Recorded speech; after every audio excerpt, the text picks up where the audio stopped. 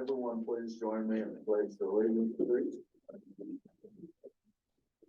Pledge allegiance to the flag of the United States of America, and to the republic for which it stands, one nation, under God, indivisible, with liberty and justice for all.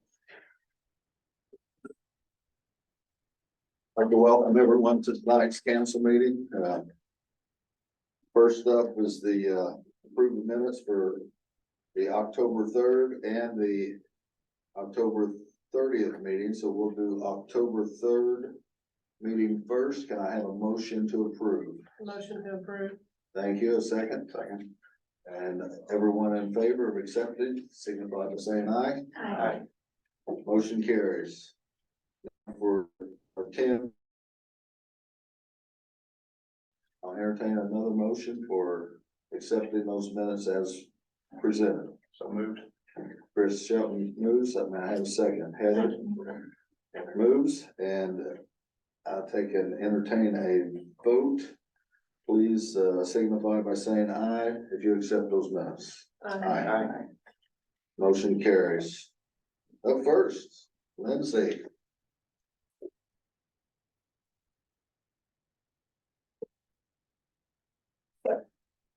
I think it said we're doing the appointment first, if you would like to. So I sent everyone an email about appointing someone to the Board of Health as the council body. I sent a recommendation from the Board of Health as a replacement for the unfinished term. And then also we can vote, since it's close to the end of the year, you can vote to go ahead and put this person in. I did misspeak. It's gonna be 3 years the first time because the state wants us to get back to where we're not losing an excessive number of board members at the same time. So it's gonna be a 3-year term the first time. The seat's still yours regardless. So even after the 3 years, it'll still come back to council. So the name was Cameron Willoughby that the board submitted, and then I think some of you may have had some names that you want to discuss. I don't know if you've already shared them amongst yourselves, and I just wasn't in that loop, which is totally fine. But I can do the paperwork behind the scenes. I think that's is a consensus. Go ahead and move forward with that. I would make that motion that we approve Cameron Willoughby for our council appointing position on the Jefferson County Board of Health for this next 3-year term. Second. I do have his already made up. So we have the first top copy is for the remainder of this term through the end of this year, and the second copy is for the next 3-year term. Yeah. You'll notice that at the very top of here, I did have to mark out commissioner because they still haven't created a form that says council. They know this, they're working on it. Yeah. So, the bottom though does just say appointing the appointment, so. Just need signatures on, You want me to sign that? yes. Okay.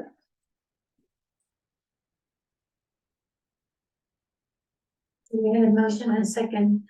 That all you do? We don't You have to. have. Yeah, I was gonna say, yeah, Take a good. motion. Okay. We've got the motion and the second on the table, but just calling it for. Get that in a second. So all those in favor of accepting. Cameron? Aye. Motion carries. Okay. Now I can sign it.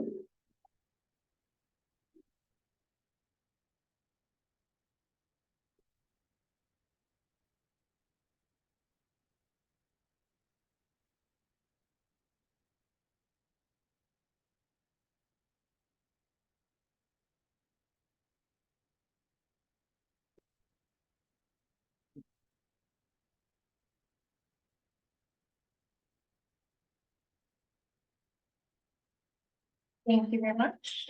And the second thing we had was for an additional appropriation to the public health line item. 1159. 1159. I don't remember the exact number. It says it was 50 even. Oh, no, I 50,000. the line number, I don't remember that one, but That line item was changed. the 400.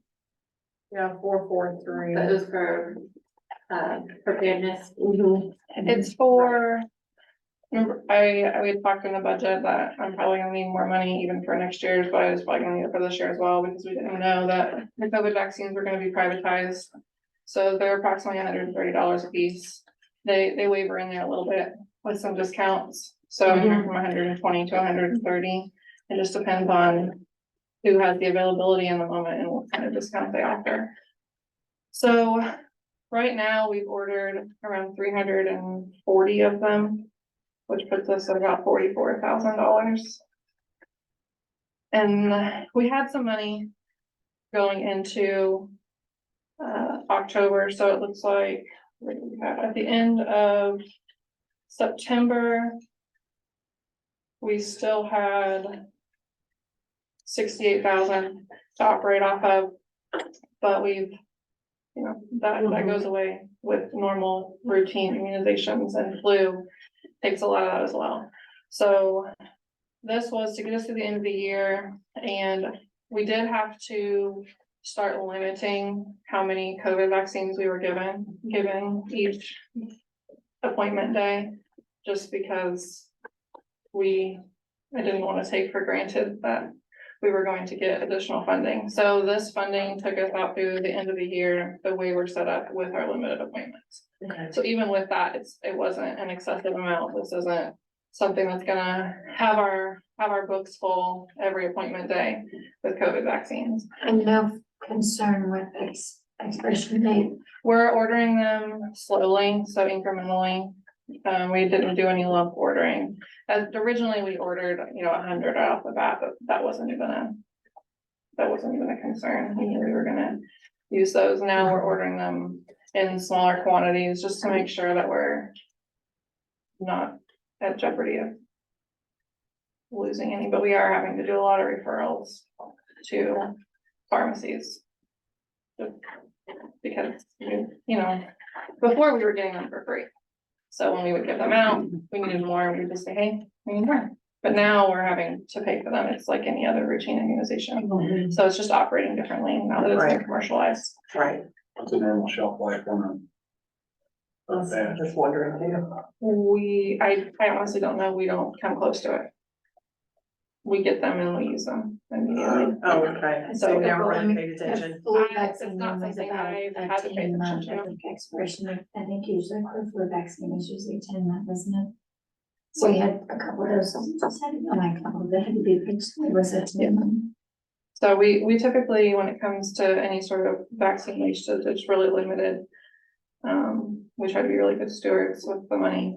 We wait until we're low enough to justify an order. And knowing what we have coming up that kind of dictates what our order size is. With COVID and flu, we don't have wastage. I think we had one COVID wastage so far, and it's because the plunger would not work. Okay. So How much flu doses for a flu vaccine? they did go up. I don't have it off the top. of my Okay, I head. was just curious We if it do, was I can closed or. send you, No, I was just our curious fee schedule if you is want to that, see it. I was just curious if that was, close to the COVID, price. No, Okay, I didn't it's think. much it was. lower. Our highest one is the high dose flu, and that's, last year it was about billable at about $70, but I'm not even sure what that is this year. I have to look. There's too many numbers floating around in my head to remember all of them.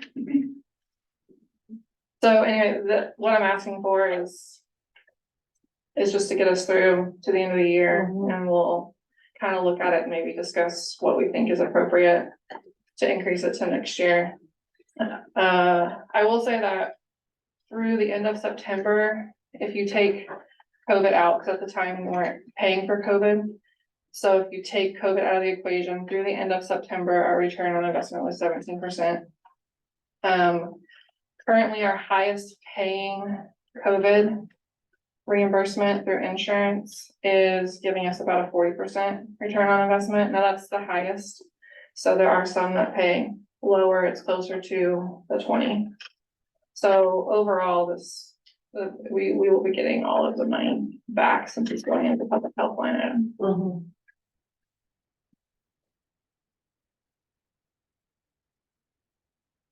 I have some other numbers, I don't know if you wanna hear them or not. Sure. Okay.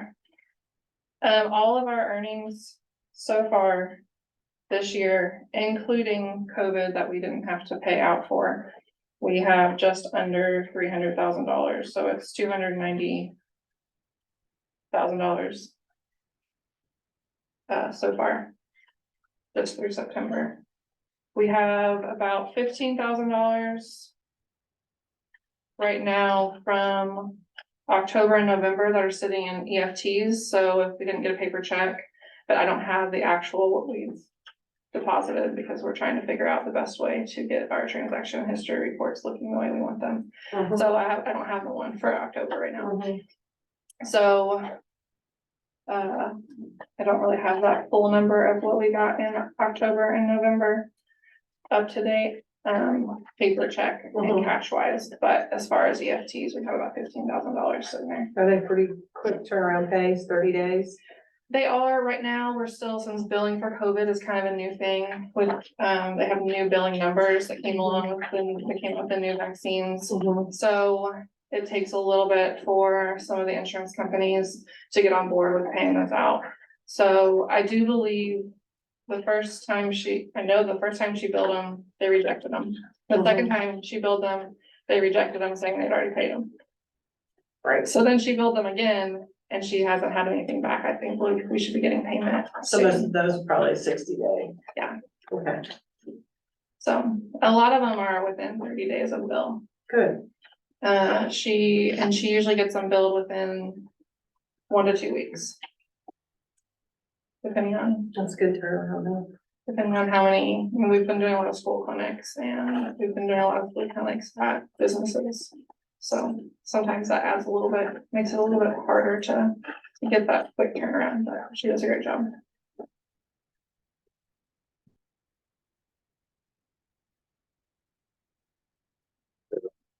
Good. Unless you have more questions. Anybody have any more questions? Okay. So I'll move forward with the resolution for this, is that correct? Right. If you wanna go ahead and do the vote for the additional, you can do that.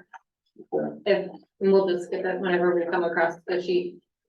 The resolution, it includes other additional. Okay, so you won't wait on that? Yeah, Okay. I would wait on it. Okay. Thanks. Thank you.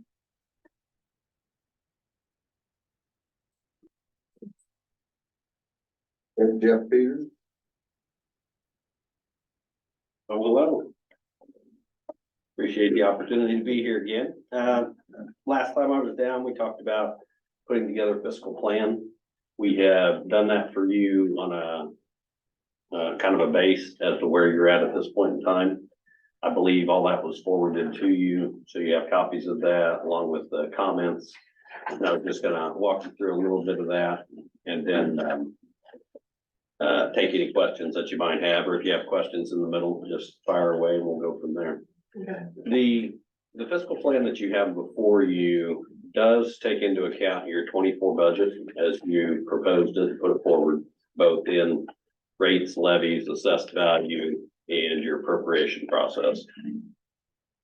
The back of the fiscal plan is the list of assumptions that make all of the projections true.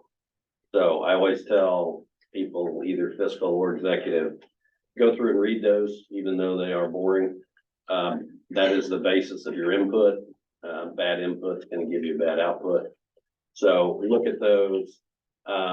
Those from the revenue side are typically made by me, and probably won't be any changes there unless politically you say, oh, you know, we wouldn't do this, we wouldn't do that, wouldn't entertain this, etc. But the expenditure side and so forth is obviously under your purview as a fiscal body. And this has a base assumption going forward of a 3% growth factor on the expenditure side. It does include your action so far as to increasing the correctional facility lit from 0.2 to 0.3. That is actually a perfect fit to what I came to in going through and laying out the operational expenditures. Because the amount of debt service going out for the jail project was taking away public safety funds by increasing that correctional facility lit from 0.2 to 0.3, and then making those debt service payments out of that fund. It creates about a $600,000 a year surplus between the correctional facility lit, the public safety lit. And I'm looking at potentially a deficit in the general fund of about 600,000 a year. So operationally across all of those funds, if in future years you allocate $600,000 of public safety and correctional facility expense away from the general fund and put it in public safety lit, correctional facility lit, you'll pretty much balance out at that 3% growth factor in expenditure. One of the other underlying assumptions is Cume Bridge, Cume Jail, Cume Courthouse. We held that rate constant going forward from 2024 based on what it was that you had advertised. Remember, all of those three cumulative funds now are within your maximum levy. So, because some of the things we're going to talk about, you've got some upcoming deficits, I think, in those funds. But if you increase the rate for Cume Bridge, Cume Courthouse, or Cume Jail, you will reduce the amount of levy that you can allocate to your general fund. So you are not going to be helping yourself on the operational side if you do that. Now, typically, those Cume funds, we generate those funds and keep them and use them for capital needs. So you have other options in which you could fund capital expenditures out of those. So you could even lower those potentially going forward if you wanted to put more money into the general fund, have more operational flexibility. And a couple things that can be used for capital funding to free up that money would be bonds, lease rental bonds, public works loans. And I think we kind of touched on those a little bit last time, but one of the kind of quick options that you have for a lower cost financing for capital project, it's called a public works loan. It's at Indiana Code 36941. It allows you to do a project up to $2 million. It gives you the definition of what a public work is. And actually, I think it, depending on who your bond counsel is, could even apply to road projects. Where typically, you know, if you do a road project, you cannot put that repayment of that debt service onto the property tax rolls. Cities and towns can, counties cannot. In this one instance, depending on bond counsel, I believe that you can do that. So you could do $2 million road project, $2 million road project, $2 million road project, and put that on the property tax rolls and pay it back if you want. That amount of each of those public works loans does count against your constitutional bond cap, your 1/3 of 2% that you're limited to for general obligation bonds. But you do have plenty of flexibility in that category because your jail project you funded through a lease, which is above and beyond that and outside of it. So mechanically, you're set up well to do that. In that public works loan statute, it allows you up to, again, a $2 million project and a 10-year repayment. So you could do less if you wanted to do serially projects and you know, you were willing to pay back $1 million a year. You could borrow $2 million, pay it back in two $1 million increments and have that freed back up in year 3 and do another project, etc. So one of the things to keep in mind, if you have projects that would fit into one of those 3 funds of Cume Courthouse, Cume Jail, or Cume Bridge, you may want to look at funding that through some sort of debt service rather than the operational fund if you think you need to increase the rates on that, which would take away from your general fund.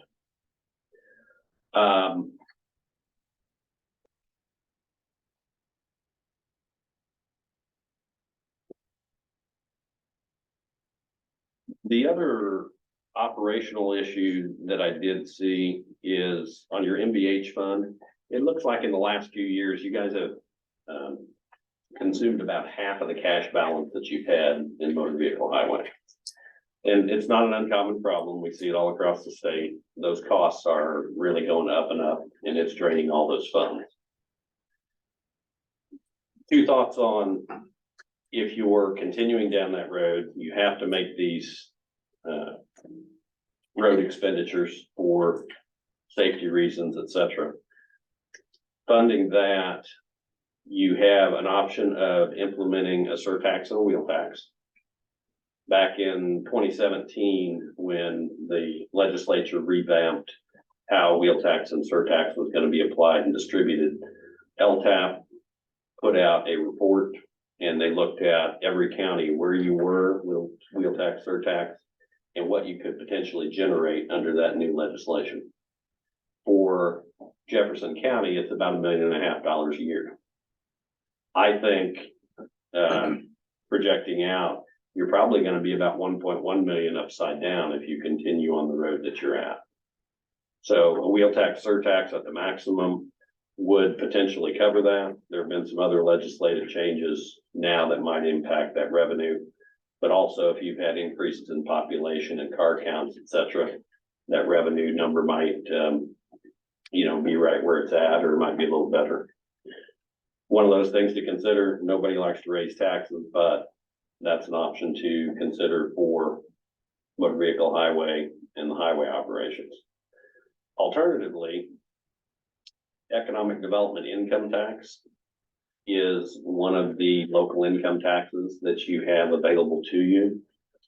If you were to impose that, the commissioners develop a economic development income tax plan, and they can lay a series of projects in there and say, okay, we're going to do this road project, this bridge project, etc., and can even include operational costs in there as well. So it gives you another option of accomplishing capital projects that you need done. And I would encourage you as a group, both as the fiscal body and to get with your commissioners on the executive level and department heads, and see if you can formulate a list of projects, when they need to be done, how much you think they are, and potentially which funds, they might apply to. Cume Bridge, Cume Courthouse, Cume Jail, MVH, etc. And let us lay that into this fiscal plan to show you, here's what it would look like if you funded it through a series of public works loans. What would that do to the property tax rate? What would it look like if you funded it through increase to economic development income tax and funded those? Because those income taxes, you can do projects with cash as you accumulate it, or you can issue bonds against that income tax revenue stream, do all your projects today, use that money for debt service over time. It gives you a lot of flexibility to accomplish projects, or even to plug some of the gap in your operational budget if you would have it, if your expenditures going forward are going to be beyond that 3% that we've estimated in here.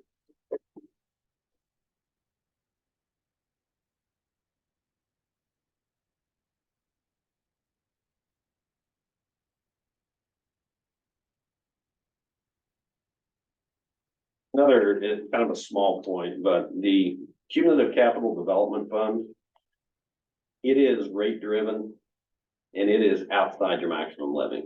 Those other three cum funds are inside your maximum levy, so you have to share that with the general fund. The CCD is above and beyond and outside of that, just like debt service. So it applies to whatever your assessed value is. It has a statutory maximum rate of 3 1/3 cents. Today, you're not quite at that level. It's at,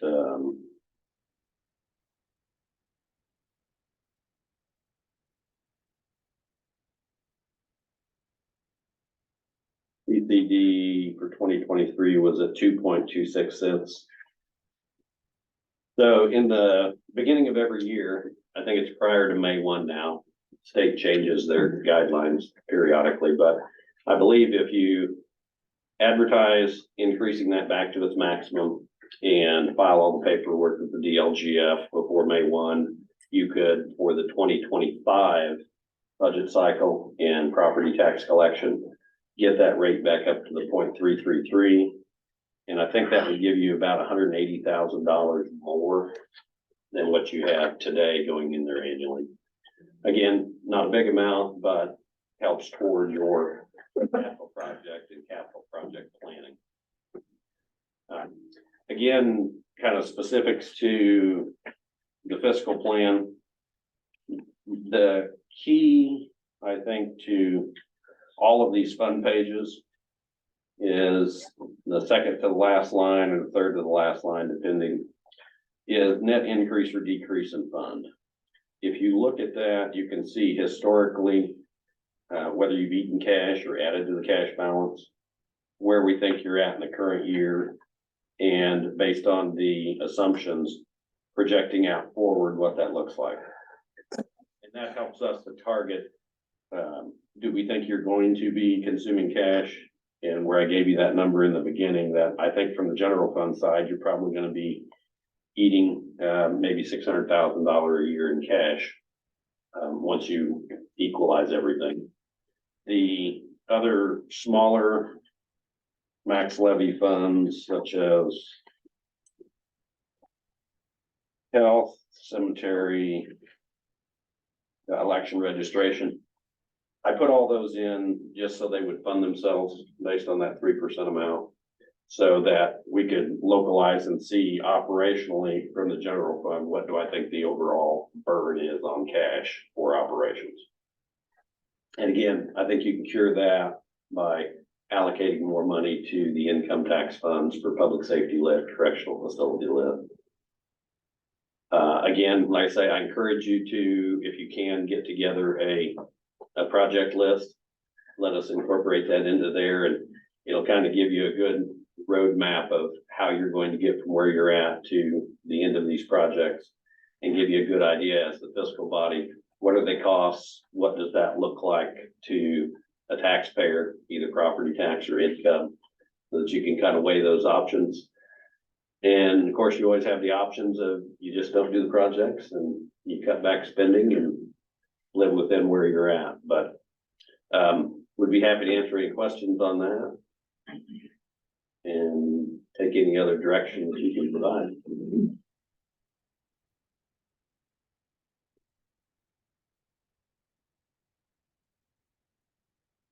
Any questions, Dan? No, thank you for a realistic picture of what's coming down the road for us. Thanks for letting us help. Like Yeah. I said, it's my life's work. I enjoy it. Yeah, Thank you very much. Hey, thank it you. gave us options. I mean, it just gives us options of where we can be healthy and improvements. So thank you very much. Thank you. Mr. Pittman. Yes, sir. You're up. Yeah. Be reading. Have pictures of it. No. Okay. Anyway. Good evening, everybody. After all the good news, you ready for some more? So. Well, Anybody? Well, when you find out that you need 600,000, I don't need that much. But that's the good news. Can anybody tell me what tomorrow is? November 15th? You guys don't know that's America's Recyclable Day? Golly, you guys, you must not read the paper. oh, sir, and I should know, I'm on the board. Come on, I'll pass that around. I know, That's, it's on my Facebook page, sorry. since my department has a nuisance ordinance, trash and that kind of thing, I thought it'd be very beneficial, guys. That's a very good publication there, if you don't get it. Yeah, and they also actually have it on their social media page, so. Yeah. I usually share it. It's a worthwhile organization. If you got something you don't know what to get rid of, call those guys and they tell you how to get rid of it or bring it to them. Okay, but I'm here to ask you for more money tonight. Not as much as 600,000 though, okay? I've got probably, I think, one of the best building inspectors this county's ever had working for me. Unfortunately, I'm not the only one that sees that. And he's had some extremely lucrative job offers. But I think I can save him if I can get some more money. If I can't save him, I'm probably gonna have to add people. Because he does a lot of work, he does it efficiently, and he does it right the first time, which is great. I've never had a complaint on Josh Klein yet, which is a great thing, but he's been a little over 2 years now in that position. And I sent out, I think Heather sent out some information on salaries. And looking at public workers like building inspectors and people that do that type of work, they usually run on government jobs about 7.5% below private inspectors, and about say 1.8% a little bit more in current terms. First study I had was like 2010, second study is 2022. So no question that public employees don't make as much as private. I think we all agree with that. Heather, I don't know if you got a chance to check some stuff out locally. Yeah, She's much better at the computer than I am, so go ahead. I sent them just some surrounding counties and their building inspectors. And that was as of 2022, so, I do think that ours is a little lower than what the surrounding counties is, but maybe not. Most of those positions are not nearly comparable to private sector building inspectors. There's a huge gap in the wage there. Sure. Obviously, the Scott Jenningson's was one being a little more comparative to us, as opposed to Clark, obviously, as far as county size. Right, And Clark was the highest. right. Yeah, we also have Josh doing nuisance as well as floodplain. And one of the things that's happened, one of the reasons I brought this stuff, I like to call it, is that, this is the new UDO, which we now tie to the state unsafe building code, which gives us a lot more flexibility on helping clean up some of the issues in the county, some of the derelict buildings. And that is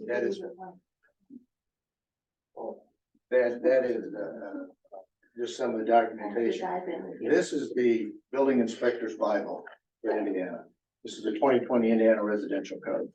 It's only about 845 pages, I think is what it is. So if anybody wants to read it, then I didn't, go right ahead.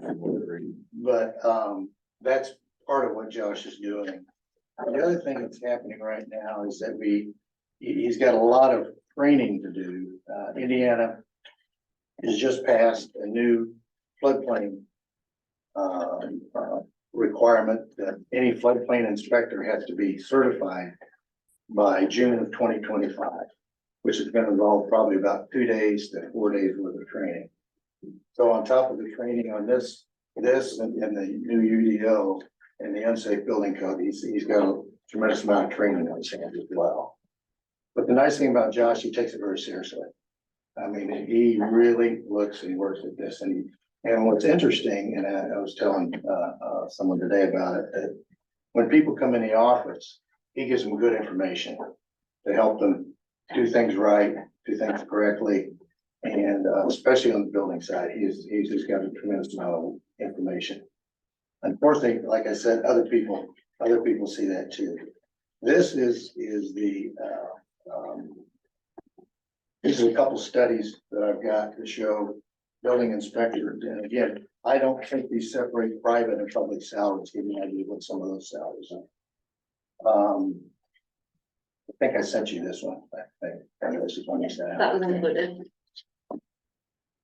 Not only do we have a new floodplain ordinance that's going to come into place from the state side, they've got a new elevation certificate from the federal side, which means if you're building in the flood fringe or flood plain, you've got to get elevation certificates. And It's mandatory training. Again, that's another couple of days. I mean, it seems like all this is hit mid-2023 and now late 2023. We're getting all this. In fact, I'm supposed to be in this webinar tonight. I'm not, so. Nobody's called me and told me I was late though. Can't I go with that? This is the flyer on the required floodplain training. And again, that just came out from the state. And if you're a certified floodplain manager, which is an annual thing, again, that's quite an extensive training. And again, that's not a couple of days, that's 2 weeks. Right, and again, this is just some of the things that is occurring in our department right now. This is the new elevation certificate. And they redo those every 2 years. So it's pretty extensive. And again, usually surveyors help us with this. But again, if we as floodplain managers and floodplain department don't correctly interpret what they put out, we're in jeopardy. But we have to do it the right way. The last thing I'll hit you with is I think I probably showed you those before. That's some of the cleanup work that Josh has been involved in. And this is that's the before, that's the after thing. And not only that, Josh has been involved with the Brushy Fork FEMA survey evaluation. That we estimate saved the county about $5,000 by Josh talking to Bobby Phillips and getting a front loader from him and actually doing a lot of the cleanup himself and actually doing that. As far as the Brushy Fork situation, Josh was able to get us a side-by-side and unfortunately, Bobby Little volunteered to go with us because we got lost about 3 times out on Brushy Fork. It was and we were able to get that survey done, in which we got about 5 calls from DNR over in Indianapolis saying, "Where are you? What have you done?" And we're very happy with what we did because we got everything done. We got it done right, and we got it done right the first time. So I'm asking for either we could do it a number of different ways. And I'm from the private sector, so I guess I've been in this position almost 4 years now, but I really haven't had experience with salaries and bonus because we're told we can't touch salaries when we do the budget. So I would yield to you folks in your thoughts. Josh is a very talented individual. I do not want to see him go. But I also do not want to restrain him if he's got an opportunity that's better than where he's at right now. So I would recommend a significant increase or bonus for Josh. And I don't know if bonus is in the county language or not. Heather, you know better than I do. We refrain from that. Yeah. Okay. Salary would be wonderful. I am on the PZA board, and I can tell you that Josh does do an excellent job, and very impressed with the effort he puts in and professionalism. We had a lady bring in blueprints yesterday. We spent 2 hours with her going over what she was doing, how she could do it better, what she really wanted out of it. So she didn't start building and end up, oh, no, that wasn't right, or no, that won't meet code, something like that. So, I mean, he's got the knowledge and experience that really helps people. And that's what's nice about this, that I feel about our department. We can help people. He's got incredible interpersonal skills too. Very much so. And that's important. You're right. Absolutely. May I speak as a office holder?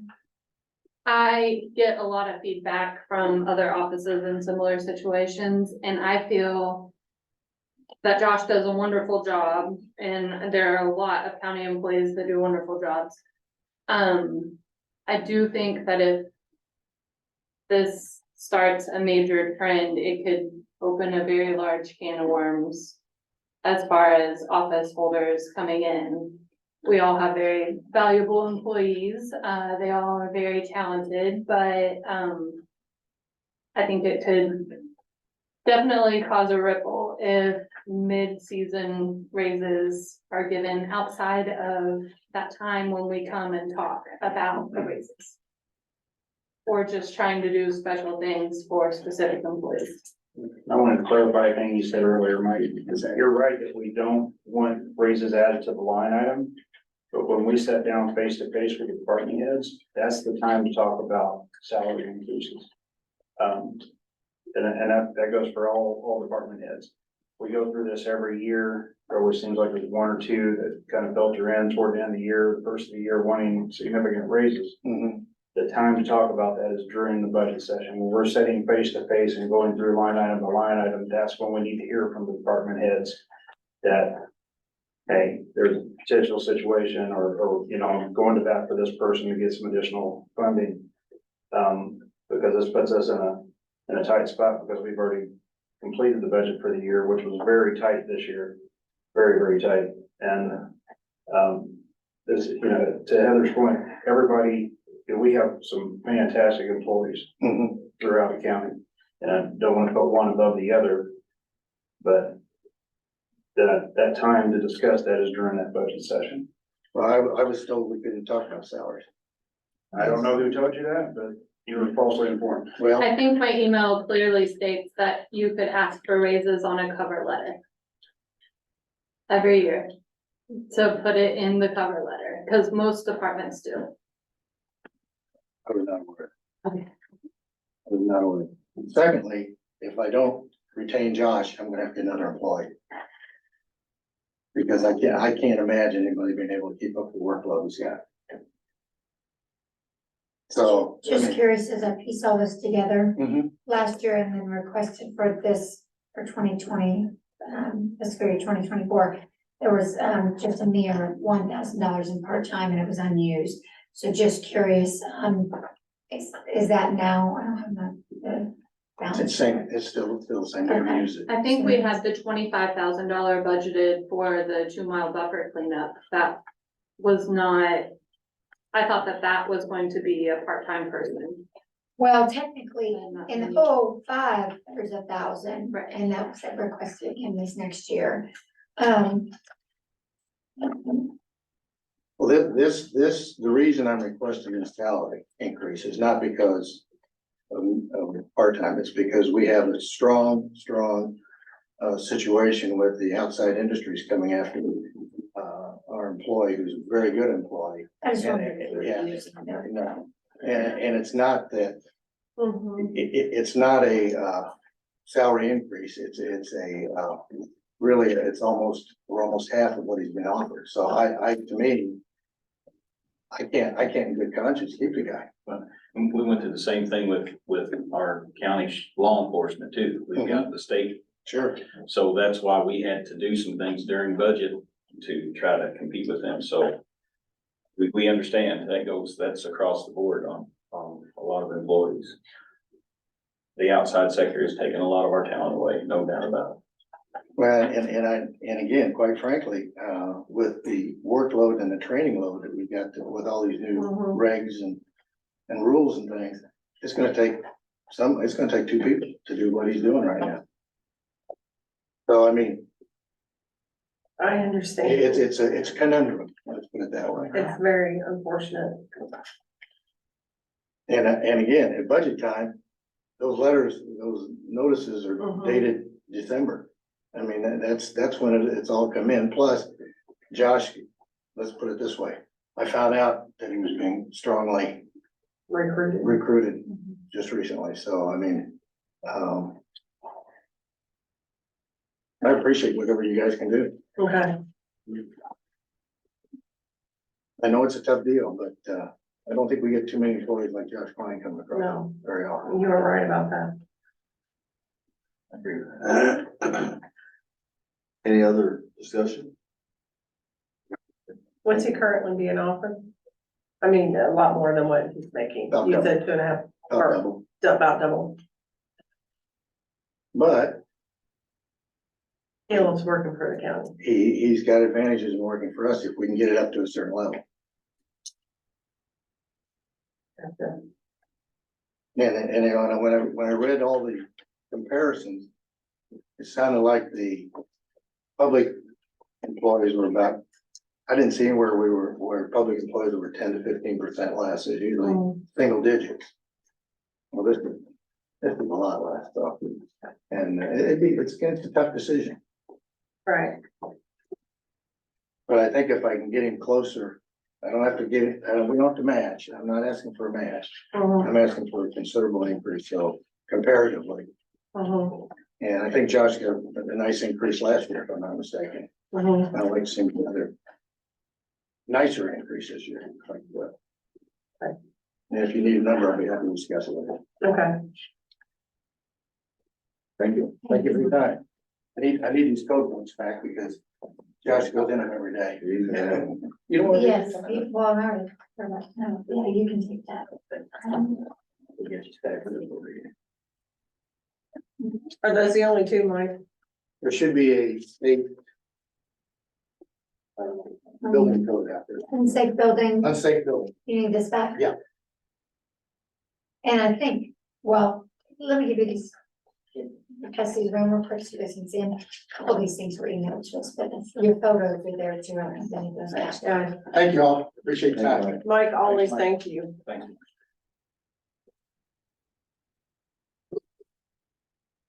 Kelly, you're up. Yeah.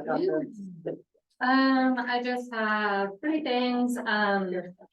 We are working on updating policies, and Thursday we'll have our second reading of our credit card policy with the commissioners. So that should be taken care of after that. And then our second thing is we switched to selling 2024 trash cards as of October 30th. So 2023 final numbers, we sold 1,644 cards. And since we have switched over, we have now sold 734 of 2024's cards. So we are at about half. Normally we have a uptick in January when they start checking those cards. So I was very pleased with our at-site cash card sales this year. Are those, I know I'm trying to share and encourage people to go to those are wrapped up, aren't they? Yes, we have concluded those. We sold 632 cards in that 1 week while we were at sites. Yeah, with some really windy days, but it wasn't too bad. But then the last thing I have for you guys is I have sent out the 2024 county council meeting schedule. And if someone could just make a motion and approve those, we're basically staying on the same schedule of the second Tuesday of every month except July. And all meeting dates are subject to change if something were to come up. I'll make the motion to accept the current meeting proposal. Take a second. I'll second. Okay. We have a motion and a second. All those in favor of the proposed county council meetings for 2024, signify by saying aye and raise your hand. Aye. Motion passes. Okay. Mr. Bob Green.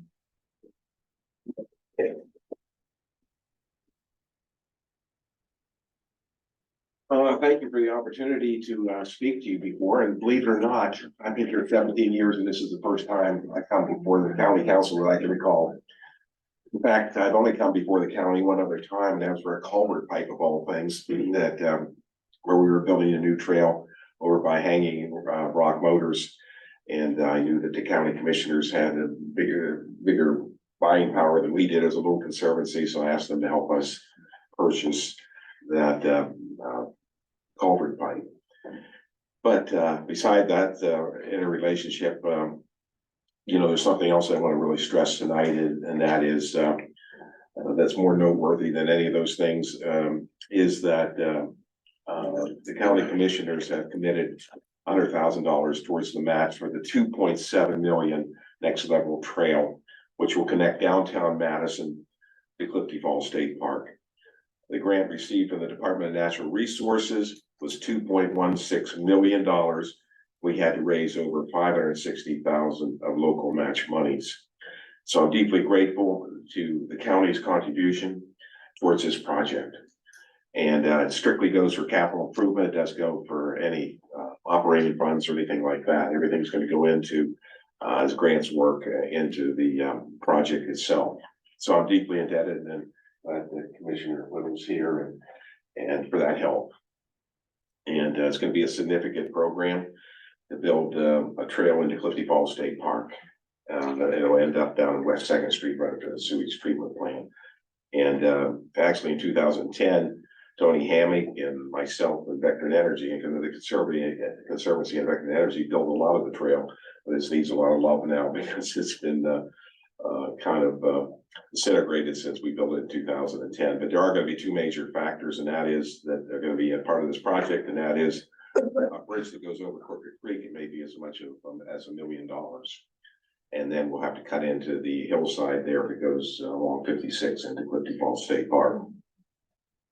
So anyway, why haven't I been here before? Because I see the tremendous burdens on local government. I come from Western Pennsylvania and grew up around the steel workers and coal miners, and we tend to be very self-reliant people. And so I know the tremendous needs of nonprofits. Great nonprofits that we have in Madison, and they're going before government. And as a new kid on the block, I was always reluctant to just, come and hold my hand out for anything. So we've just been kind of running along here for 17 years and seeking out different funding sources that can help us move this project along. But we've got to be I'm like the dog that caught the car. We've become a project that is really far has exceeded anything I ever imagined. We own about 23 acres in downtown Madison, which is kind of extraordinary for a small nonprofit to own that much real estate. But we've been able to acquire 8 properties, which we'd never be able to do now if we were trying to buy them now because of the price of real estate values now in Madison. But we're thankful that we have acquired these properties and that they're all dedicated for public green space. And that's the wonderful thing. If I should die tomorrow, I won't be able to take a handful of dirt from it. That's all donated to, so to speak, for the use for the people of Madison and Jefferson County. And that's the way we want it to always be. And so what's been the two prongs of the Conservancy? One has been to, since 2000, is to clean up blighted properties along the Heritage Trail Greenway, raise money to buy those properties, and then to be able to maintain them in a way that will be able to be integrated into a park system. And the other emphasis that we've had as a Conservancy is to build trails on our own property, or what I affectionately call the western frontier of Madison, which is kind of really west of Craigmont Street.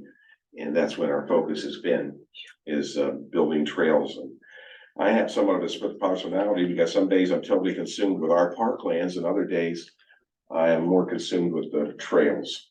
And so I don't know, some days if I'm more of a park developer or a trail builder, but I love both of them.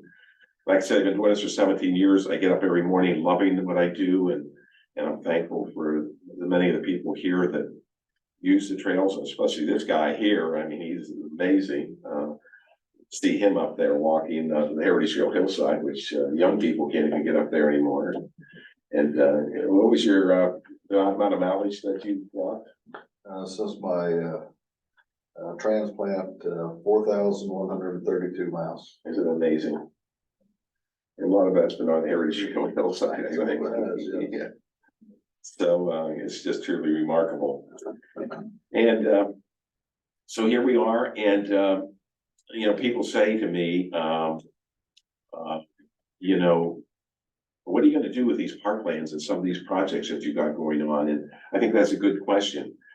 And I say to people that it's really not what I want to do with it.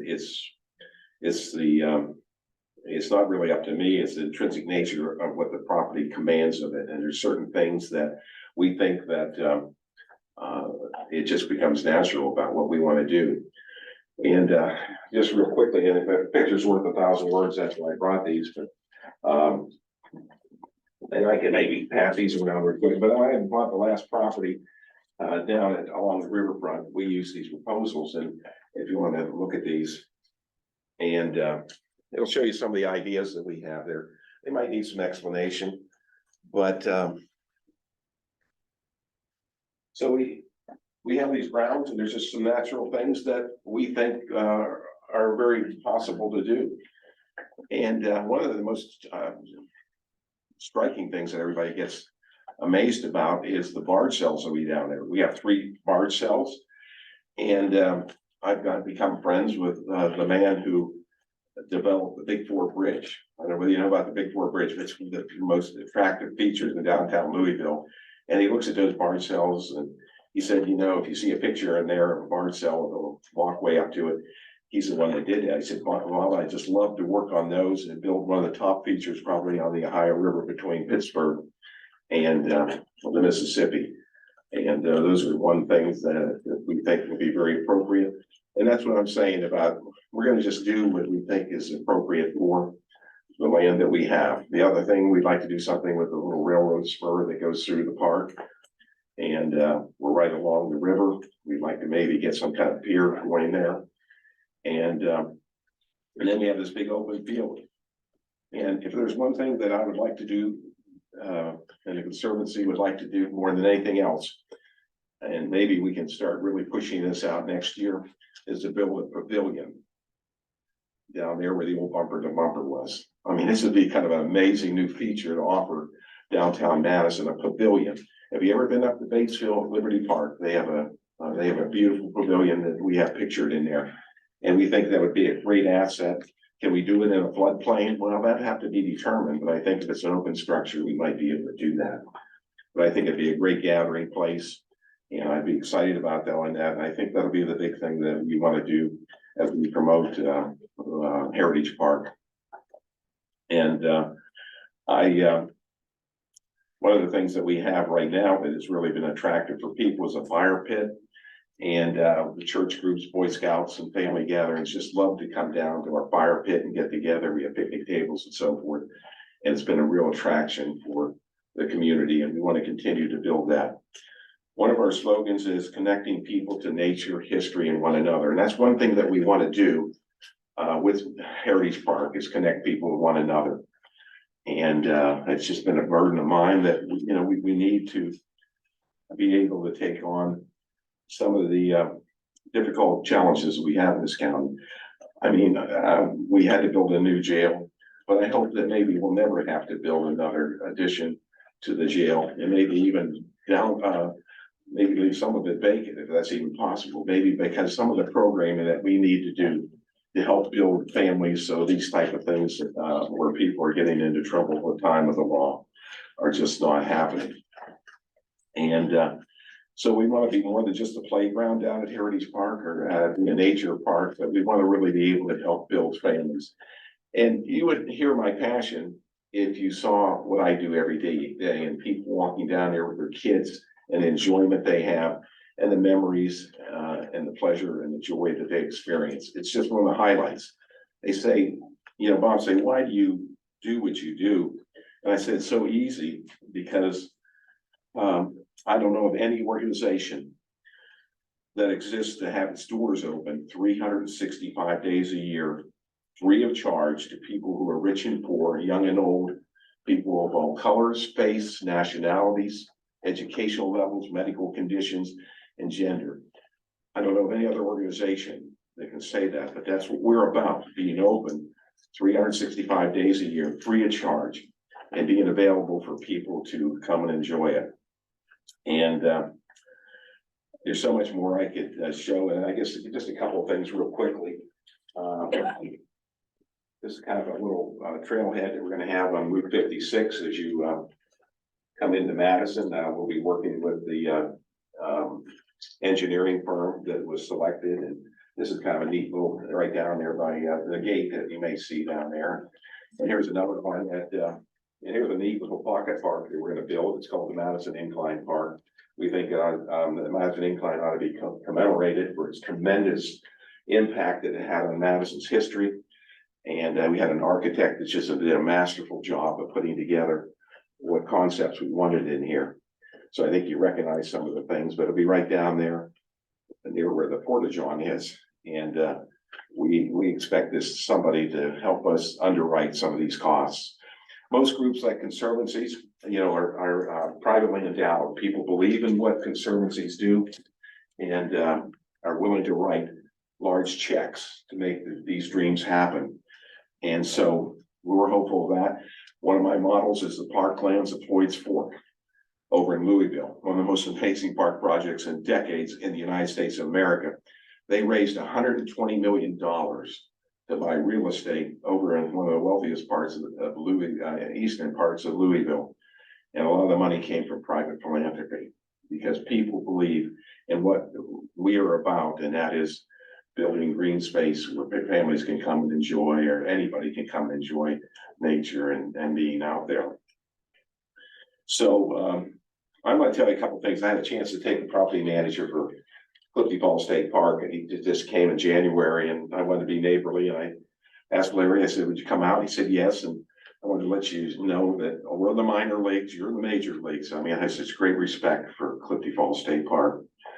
And so we were riding around, and he said, Bob, I've seen these trails before because my wife and I come down and walk your trails. And I'm thinking, you got all the Clifty Falls State Park. He said, I know, but we kind of think it's kind of interesting down here too. And so I kind of felt that was nice. It was humbling to know that a man of his experience would be down walking in our little park down there. And then just a couple of weeks ago, I was cutting grass and I stopped because I saw a couple of ladies that were carrying these papers in their hand, and I hadn't seen them before. And I said, have you ever walked down this trail before? And they said, no. And I said, well, where are you all from? They said, Carmel. I thought, well, that's kind of interesting. And one was a real estate agent, and the other one was a member of the Carmel government. And I said, well, what are you doing down here? And she said, we downloaded on the internet some information about a neat trail down here near Clifty Falls State Park called Heritage Trail. I said, you gotta be kidding me. You're the gold standard for trails in America. So why would you come down here to us? I mean, we're kind of primitive down here. She said, no, we actually like it. I said, I couldn't believe it. I wish I could have got that on tape because I'm expecting you to believe it. But it's so true to know that these two ladies, they had an enjoyable time down there working on the trail, walking on the trail. And one thing that we've done that I am so excited about is we've widened the trails now. Somebody gifted us a UTV. It's valued probably well over $30,000 now to take mobility challenged people out on the trail. I believe it's a unique service that I'm not sure anybody's ever quite done in America like we're doing it. But we want to take people out that cannot see what we have without this kind of a service. And I would offer to you that if you know some people that would like to, some family members or so that would like to go out there and see the Heritage Park or Heritage Trail, get in touch with me and we'd be glad to take you out or your family members out and to see that. And I'd also like to extend to you all an invitation. I'd like to take each one of you, the government members out to see what we have out there because it's just truly eye-opening. And I get amazed every time I go out at what we have been blessed with out here. And it's been a privilege to be able to work on this project. Like I said, we haven't had fundraising for a bona fide fundraising effort for a long time. And after hearing the needs that are brought before you guys, it kind of intimidates me to ever think about asking. But we've taken on some tremendous projects today.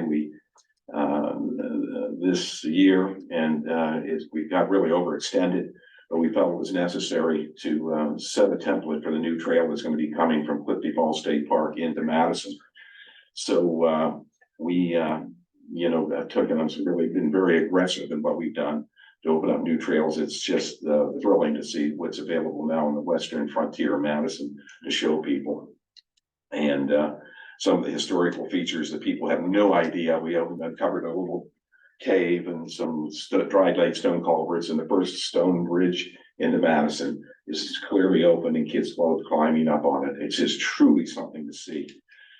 And so I'm here today, and before the end of the year, we have to raise some serious money to help us make sure that we're in a good position to start the new year. So if nothing else, I'm just grateful for a long overdue presentation to you guys. I'm embarrassed that it's taken me this long to get to you people, but it's very seldom I'm allowed off the reservation to do this. And but I'm under mandate by my board, which is you can understand why they would be insisting that I need to get off the reservation and get out and raise some money, and that's Tony Hammock and Kathy Hale and Ben Canada and Jim Olson, and you all know those folks. And like I said, one of the things I want to do, and I'll end my presentation, is that I really want to make sure that we get a successor to me. And we want to hire somebody that's a young man or a woman with experience and character and a passion to take this project on, because a lot of people come from Louisville, the Waterfront Development Corporation, Parklands of Floyd's Fork have come. They said, you have a phenomenal resource here. I wish we had some of the things you have. These are people that are world-class parks, but they said, it's just phenomenal what you have, and we need to get that message out better. And one of the reasons I'm doing that is talking to you people tonight. That western frontier of Madison is just, the potential is just so unbelievable. And we would really like to begin to get partners, and no matter what it is, it's just encouraging us. And I know the financial needs are so great, and I've been always reluctant because I know the demands are come upon government from all the different avenues, that I've been just reluctant to come asking for funding for us and try to be self-reliant and do what we can. But the project's too big now.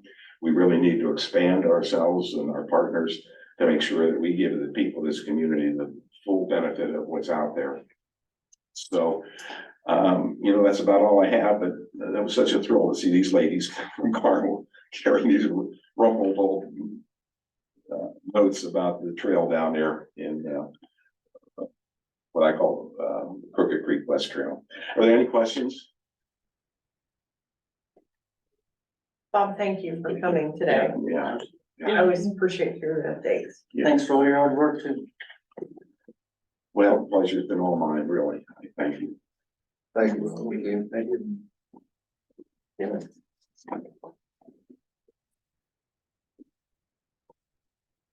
Ready for transfers I am ready. and reductions. No reductions today. Oh, okay. Okay, so, I will start with transfers. And this is for circuit court. The account number is 1,313,51,0000,0232, $1,000 from grand jurors to 1,391,000,000,00232, $1,000 lodging and meals. The next transfer is guardian ad litem billable, 4,500 to pedagers. The next line item is wall books, $1,500 to secure juvenile placement for $1,500. The next line item is travel in the amount of $2,600 to secure juvenile placement in 1,500, and then the remaining 1,100 to pedagers. And then $140 from postage to their office supply line, and $200 from their pro tem line item to office supplies, and $200. So if we could have a motion to approve circuit court's transfers. Second. All those in favor, signify by saying aye. Aye. Those opposed, motion carries. Okay, the next transfer is for EMA, is from vehicle repair in the amount of $600 to telephone. And then $600 from building and grounds to office systems. Any history behind this? I believe the telephone increase is due to the drone, That's right. the drone That's right. need there. Meet new requirements. Motion, please. Motion. Okay, second. Second. Okay, all those in favor signify by saying aye. Aye. Those opposed, motion carries. Okay, the next transfer, this is from the extension office. This transfer is essentially for, new furniture.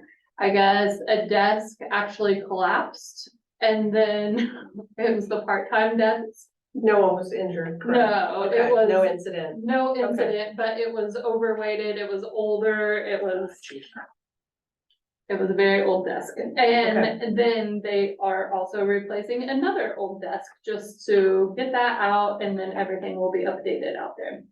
So, their copier maintenance actually decreased this year by $2,500. So they were moving that into extension equipment.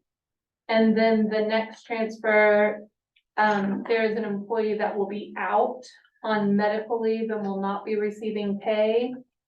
So they are transferring that, $3,000 from that salary line item to office supplies to finish their business. Okay, Entertain a motion motion. and a second. I can have that second. Okay. All those in favor signify by saying aye. Aye. Those opposed, motion carries. Okay, and then, that was all the transfers. Now we have additionals. And something that I forgot personally was the financial planning. We approved the contract, but we never did the additional to actually pay for the contract. So, I have my first bills in. So I needed to go ahead and have that additional plan, financial planning covered, which was $24,000 for the initial plan, and we were gonna pay that from lit. Motion. Okay, and a second, please. Okay. On those in favor signify by saying aye. Aye. Those opposed, motion carries. Our next additional is for public health. It, was the one that Lindsay was explaining about the immunization, and it is for $50,000. Motion to approve. And a second. All those in favor signify by saying aye. Opposed, like sign, motion carries. Okay, and then the last one is actually the prosecutor's office. This is included in the resolution. This is, I sent the grant information.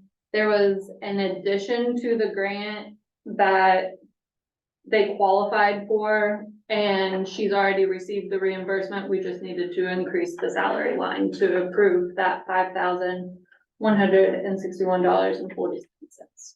I have a motion. And a second. Second.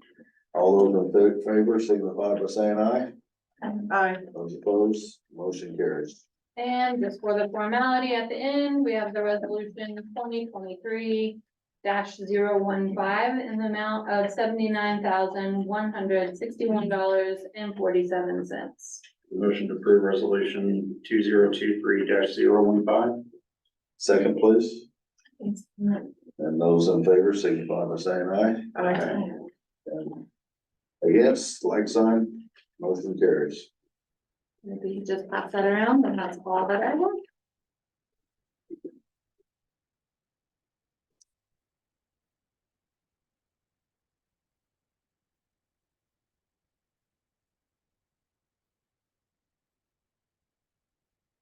Okay, we're ready for comments from the. Yes. Ready? Yeah, We good? I was like gonna say, you're gonna say anything, because I think. Counselors, thank you this evening for taking a few minutes here at the end. My name is Tony Steinhardt. I'm the Director of Economic and Redevelopment for the City of Madison. I represent the Jefferson County Commissioners through our local to work on economic development deals. Tonight is exciting because often economic development deals do a number of things, one of which is bring in employment. But as we enter a new phase in economic development, alternative energy brings great opportunity for revenue. And I want to first apologize. We thought October was a strange month. There was a meeting moved and some other things, so I want to apologize. Having worked with the commissioners and the county's legal counsel, we missed a couple of meetings based upon some publications. But what I'm asking tonight is for a little information. We thought we'd share that with you to prep some of the meetings that'll be forthcoming here over the next 6 to 8 weeks as we try to close the deal here by the end of the year with a great opportunity. I'm here tonight to introduce AMPA Energy. They're going to talk about a battery storage facility. It's a great alternative. This facility has been worked through the Madison Commission, the Mayor's Office, the Commissioner's Office over the last 6 months. It actually has been a little longer than that because there was some inquiring during the process, but the Madison City Planning Commission worked with the companies to develop a very robust land use plan for the property, which your representative tonight will go into about that. Ian Evans, who represents them tonight, we have negotiated a pilot, a payment in lieu of taxes for the first 10 years of the deal in the range of $375,000 into both the Jefferson County and the City of Madison. After that 10 years, they will pay personal property tax rates at the depreciated rate on that equipment.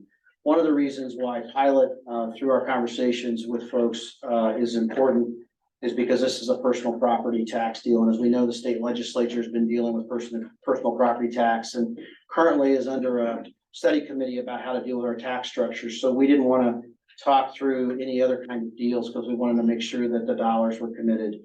So the payment in lieu of taxes seemed to be the appropriate approach. I would also tell you that within the next 2 to 3 weeks, the city of Greensburg and Decatur County will be approving a similar deal in their community as well. And what's great about our deal here is that Ian will tell you they've already received state approval for this project to start construction. We hope to be done by mid 2025. So we think we've teed this up in a great position for the county. And I appreciate your patience with us. And this time I'll introduce Ian Evans to give a little update and overview on his company and the project. And then we're here to answer your questions and ask for a favor or two here towards the end of the year. Okay. Thanks, man. Council, my name is Ian Evans. I'm with IPA Power. If you flip to the first page, there's a little bit of information on IPA. We are a Blackstone, not to be confused with BlackRock, portfolio company. We specialize in battery energy storage facilities, but we're also building hybrids, so solar and storage. This specific project is a storage site. It's been fully permitted locally. The state permitting is ongoing, but locally it's been fully permitted through the Madison BZA. Approvals have been given. A little bit about the project. It's projected to be 150 megawatts, 4-hour battery storage system. We anticipate $150 million capital investment. There's about 50 construction jobs during the 9-month build. There's not many jobs, really any. Not really any during the operations. It doesn't really require anything. It's more of a personal property. It's $150 million. And then like Tony said, there's the economic development piece of it and the taxes. You can see in slide 4 and 5, this is the project location. It's just a little bit north of town, Dawson Smith Road and Paper Mill Road. There's a Duke substation right there, which is the attractiveness for the site. As you flip through, there's a timeline. So like Tony said, we purchased this project from Open Road Renewables. Open Road is the one that actually took it through BZA approval. We purchased the project and then are taking it through construction and ultimately operations. Part of why economic development pilot payments are important for us, number one, it's a huge upfront capital investment. The projects don't pencil if we're having to pay full personal property taxes. The other thing to note is many projects in the state qualify for an additional federal tax kicker. This project, this area does not. So we're competing against projects that have an additional tax boost from not having to pay a specific portion of the federal tax.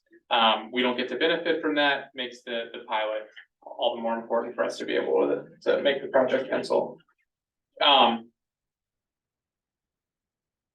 We've been negotiating with Tony.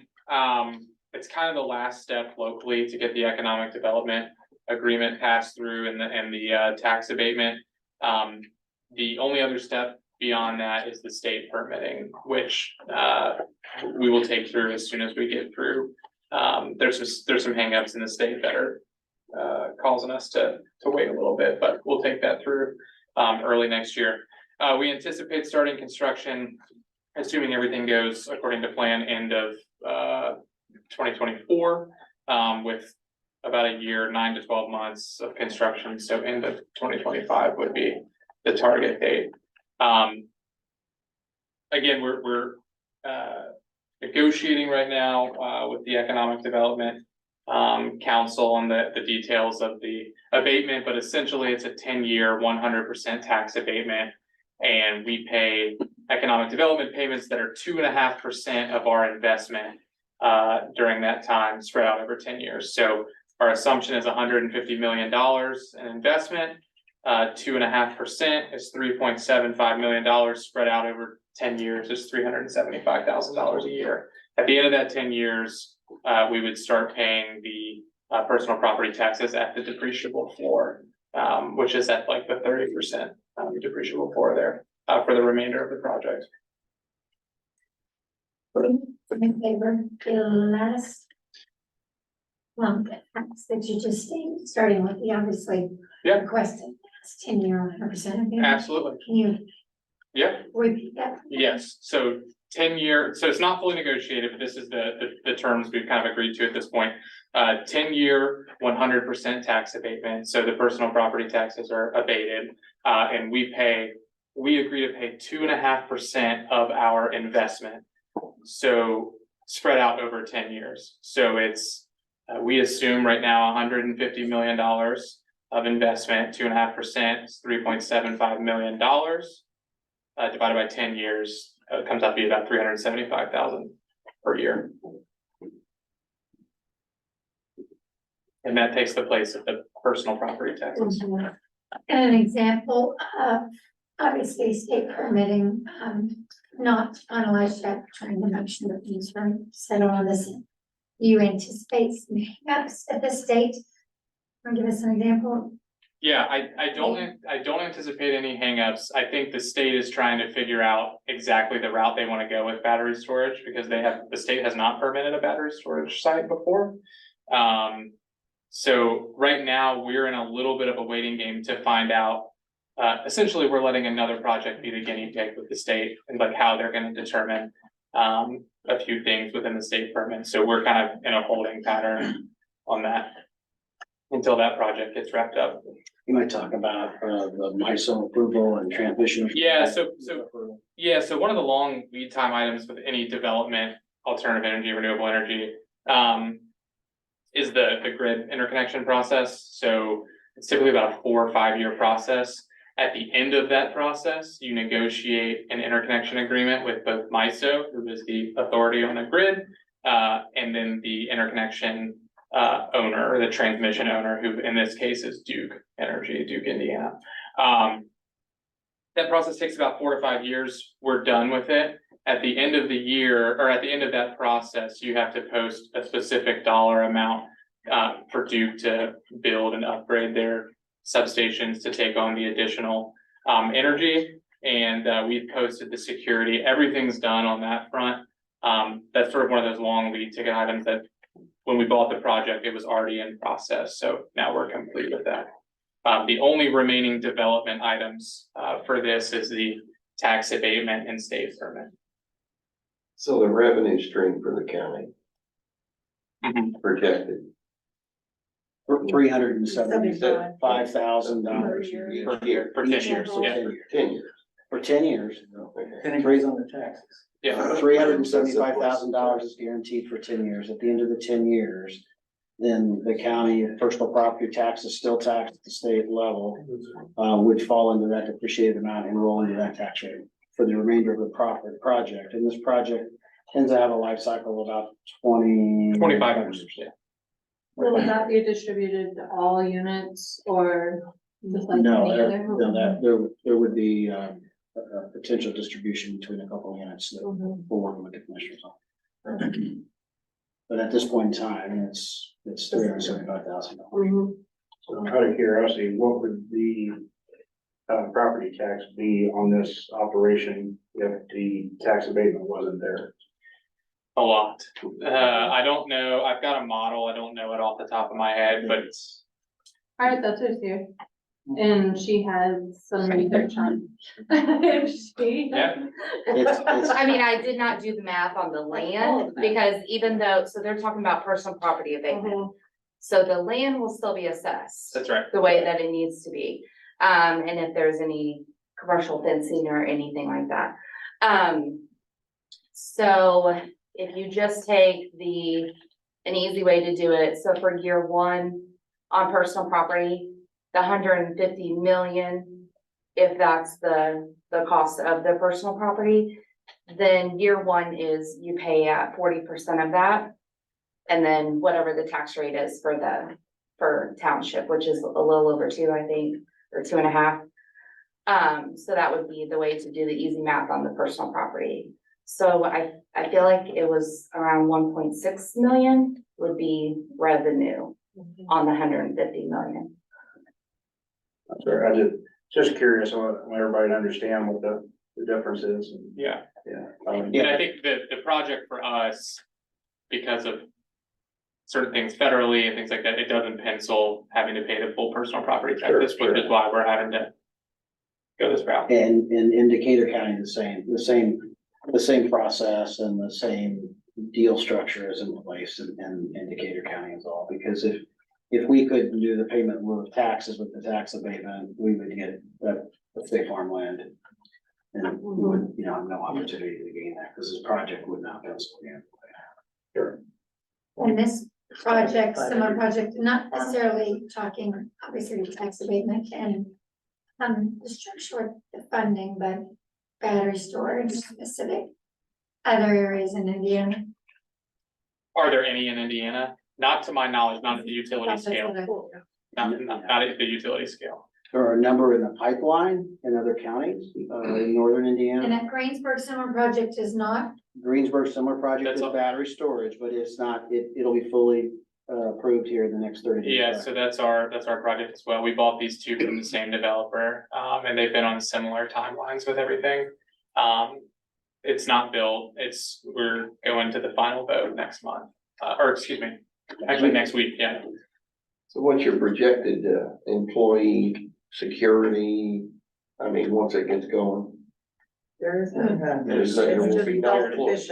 There will be, no local employees, there may be, so there will be like maintenance and things like that we're gonna have to contract out, but no. Duke or something like that. That's right, there may be one. There may be one employee, it just depends, they could bounce around from different battery projects, we don't necessarily need one full-time employee dedicated to one battery storage project, everything's monitored remotely. Okay. So everything would be locked down, secured. Yes, absolutely, it's just like any power generating facility, it's gonna be. This project is they've agreed to additional landscaping and burning Right. and those sorts of things to buffer it from. about that. Yeah, so there was a landscapes I live in plan that. submitted. And that's all been discussed with the residents and. And I was did, approved. the one thing that concerned me was that there is no noise emissions or anything, noise level that comes If from that. if you're standing right next to it, you can hear a little bit of buzzing, sort of similar to a substation, but not even as loud as a I substation. know it's loud. And there will be cooling fans in there, but if you're standing on the street next to it, it's unlikely that you're gonna hear anything. And I think the real advantage for us in Jefferson County is the fact that they've received the approval from ISO, which is the big hurdle. Mhm. The state permitting process is more about internally interpreting the codes and saying you've got to do X over Y. Those decisions are being worked through at the state level. And as they said, there's one more project, I think in northern Indiana, that's in front of them in permitting. So let's let those guys figure out all the if-fors and what, you know. I think the hangup in the state level is determining whether or not it's power generating technically, because it's a battery, it charges from the grid, it's not really generating energy, it's charging from the grid. And specific definitions mean specific things to them, and so they haven't done it before, so that's part of the decision making. What's the acreage out there that you're going? 10 acres. 10 acres. 10 acres. I don't know that it'll take up a full 10 acres, but that we're planning on executing a purchase.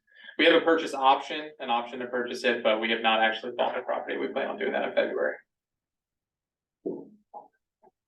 So, with some of the current challenges we face for the end of the year deadlines and the proper public notice procedures and with some hiccups in October, on a number of fronts, we would need to, have that 10 acres identified as an economic development area within the county, which then will allow it to be, put into an economic development agreement for tax abatement and a pilot payment. And so for that, we would need to have the county council identify that parcel as an EDA. So before the December 12th meeting, so that the EDA could be approved on the December 12th meeting. And I would, that requires a 10-day notice to taxpayers for a public hearing, at which time, all the agreements would be, provided and would be finalized, at that time. So we would need a special meeting of the county council a week after Thanksgiving, if you would be so kind to. So the actual public meeting would be during our meeting on the 12th. Yeah, the The public. public hearing. for the- Public hearing. Yeah. Public hearing would actually be on your 12th agenda, as well as the approval of the EDA. The public hearing will be on the EDA. And then you would have that approval. But prior to that, you have to identify a parcel as being a key parcel for economic development activity.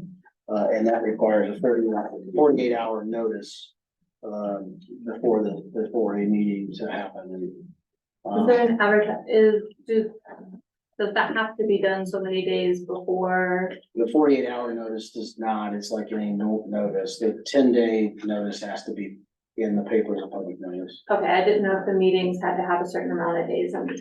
So it would need to be approved at least 10 days prior to the December 12th meeting. Okay.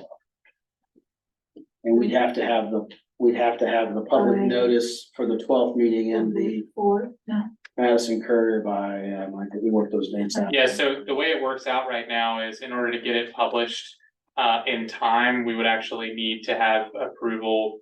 We would need to have the notice into the Madison Courier November 28th by noon, which is obviously short turnaround. But we do not necessarily have to have the property has to be identified as an EDA prior to the economic development agreement public hearing. Yeah, there's a lot of moving pieces. If you got that. If you, Cause it's not, can I talk? Yes. Okay, cause it's not in the normal ERA section that we have correct, for the Oh. hilltop. it's outside. So this It's is, outside. you're having to approve or disapprove this one parcel As being important for economic. for that area. And that Gotcha, has to because take it's place outside. prior to the Madison Courier submission on the 28th.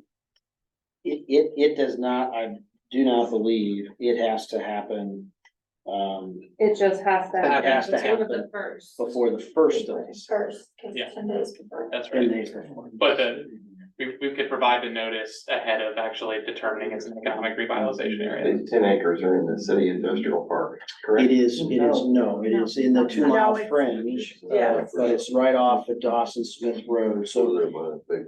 there's a big dude. Basically, do you wanna do it next Monday or Tuesday or the next? Okay. Site. Yeah, we were trying to stay off Thanksgiving. week. We don't- Yeah. Yeah. Yeah, we're not gonna ask We for don't- we're not Thanksgiving asking week, the for week that. after would be. So it would be fine. 20, So the 28th? yeah. Would Oh, wait a everyone minute. Be I got a available meeting. for a meeting I'll on be the here. No, I 28th? have a meeting, I have a meeting during the I day. won't be able to be here. I'm good the 27th as well. Hey, What do we have enough on the 27th? If it was at 4:30 or 5, I could do the 27th. 5 I o'clock could for do me. I can back be on there. the I can be there on 27th. I won't be. Okay. 27th on Monday. Right. On my way to do that. To work. Oh, darn. 5 o'clock meeting. 5 o'clock meeting on the 27th. Okay. Well, we really appreciate it, and, again, sorry for the confusion on the. October Yeah. 8th. Yeah, so sorry about that. Thank you so much, and we're happy to work with you on this. If there's any questions, don't hesitate to reach out to me or Ian's number. Yeah, on the back of that, my card actually has the wrong phone number on it, so I won't hand that out. But on the last slide, it has all of my information. So that number's correct. That number is correct, yes. Okay. All right. Some poor guy's getting, everybody's phone calls that I've handed cards to over the last 2 weeks, so. Thank you. Thank you, guys. Thanks. Okay, other questions or concerns? Anyone else to speak publicly or question? If not, I'll entertain a motion to adjourn. I'll make a motion to adjourn. A second. All those in favor? All right, get out of here. Heather, you